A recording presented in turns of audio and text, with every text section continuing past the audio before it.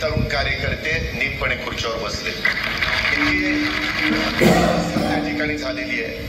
बाकीच्या करायच्या मी त्याचं सर्वेक्षण करायला सांगतो आणि याला जो काही निधी लागेल तो निधी उपलब्ध करून देण्याची जबाबदारी पालकमंत्री म्हणून माझी स्वतःची राहील. त्याबद्दल आपण काही काळजी करू नका. आपल्याला बऱ्याच गोष्टी करायच्या. आज मी ज्यावेळेस आढावा घेणार आहे, मी पुढच्या ट्रिपला येईल त्या डीपीडीसी घेईन कदाचित किंवा त्याच्या पुढे घेईन.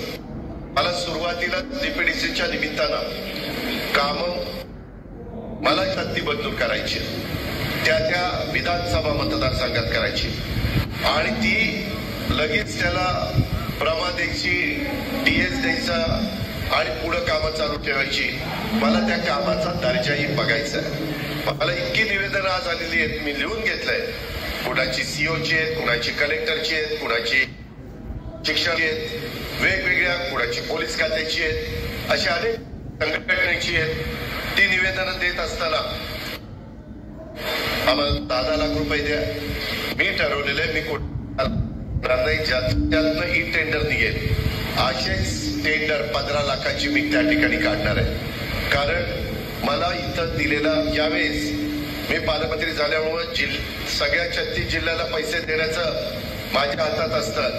त्याच्यातून नेहमीपेक्षा इतरांच्या तुलनेमध्ये जी वाढ झाली त्यापेक्षा जास्तीची वाढ बीड जिल्ह्याला करण्याचा मी प्रयत्न केलेला आहे. तुम्ही काळजी करू नका.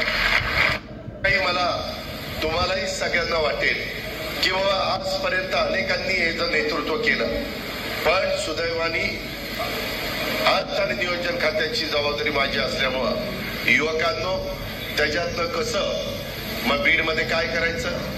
मगाशी बेरोजगारांचा प्रश्न बहिरामनी तुमच्या समोर मांडला आणि आज सगळीकडे प्रश्न आहे. त्याकरता राज्य सरकारने केंद्र सरकारने काही पावलं उचलली. त्याकरता आपल्याला इथं विमानतळाची गरज आहे. आजपर्यंत दुर्दैवाने विमानतळ झालं नाही. शेवटी इथं यायचं म्हटलं तर एक तर लातूरला उतरावं लागतं, दुसरं नांदेडला उतरावं लागतं किंवा तिसरं मी आता संभाजीनगर छत्रपती संभाजीनगरला विमानतळावर उतरून इकडे आलो. विमानतळाची धावपट्टी तिथं असली तरी कुठल्याही गोष्टी अधिकाऱ्यांना, मंत्र्यांना, वरिष्ठ पदाधिकाऱ्यांना यायला जायला सोपं जातं. त्याबद्दल मी आज तो विषय घेतलेला आहे. आपली रेल्वे बीडकरांनो, तुम्ही तुमच्या मनाला प्रश्न विचारा, किती वर्ष बीडच्या रेल्वेचं काम चाललेलं आहे. त्याला इतका विलंब लावायला कोण जबाबदार आहे. कोणीतरी नैतिक जबाबदारी घेतली पाहिजे. कोणीतरी येऊन जादूची काठी फिरवण्यासारखी काम करतात, त्याला पाठपुरावा करावा लागतो. मी आता माझ्या एका अधिकाऱ्याची आणि मंत्रालयामध्ये एक सेक्रेटरी लेवलचा माणूस, त्याला सांगितलेलं की महत्वाची कामं, छोटी मोठी कामं तर लोकप्रतिनिधी करतील, परंतु जे पाण्याच्या संदर्भातले प्रश्न आहेत, जे विजेच्या संदर्भातले प्रश्न आहेत, आपल्या जिल्ह्यातनं गेलेले नॅशनल हायवेच्या संदर्भातले प्रश्न आहेत, शक्तीपीठाच्या संदर्भातला मराठवाडा विदर्भाचा प्रश्न आहे, त्या संदर्भामध्ये रेल्वेचा प्रश्न आहे, विमानतळाचा प्रश्न आहे. मी आता इथं इन्क्युबेशन सेंटर, इनोव्हेशन सेंटर काढायचं माझ्या डोक्यात आहे. त्याच्यातून साधारण 200 कोटी रुपयाची गुंतवणूक आहे. किती? 200 कोटी रुपयाची. आणि त्याच्यात 165 कोटी रुपये मी टाटा ट्रस्ट कडनं आणणार आहे आणि साधारण 35 कोटी रुपये आपण राज्य सरकारकडनं कसे टाकायचे ते मी त्या ठिकाणी बघीन. त्याच्यातून मुलं आणि मुली हे आपल्याला तयार करायचं आहे. नवीन प्रशिक्षण त्यांना द्यायचं आहे.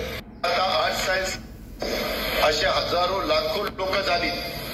आता त्या डिग्रीला फार काही महत्व राहिलेलं नाही आहे, पण फार नाही. जे कारखानेदार, जे वेगवेगळे आता AI यंदा बजेटमध्ये आपण तरतूद केली. शेती करत असताना माझ्या शेतकऱ्यांनी AIचा वापर करून शेती केली पाहिजे. मग तुम्ही ऊस लावत असाल, कापूस, सोयाबीन करत असाल, तुम्ही कांदा करत असाल, तुम्ही फळबागा वेगवेगळ्या पद्धतीनं त्याचं उत्पन्न काढत असाल, हे केल्याशिवाय बाबांनो गत्यंतर नाही. आपल्या काही भागामध्ये एआयचा वापर केल्यावर जगात सिद्ध झालं. माझ्या बारामतीमध्ये त्याच्याबद्दल प्राशिक झालं. त्याच्यातनं जो 65-60 टन एकरी ऊस काढायचा तो 90-100 काढायला लागलेला आहे. त्याच्यामध्ये खर्च आहे.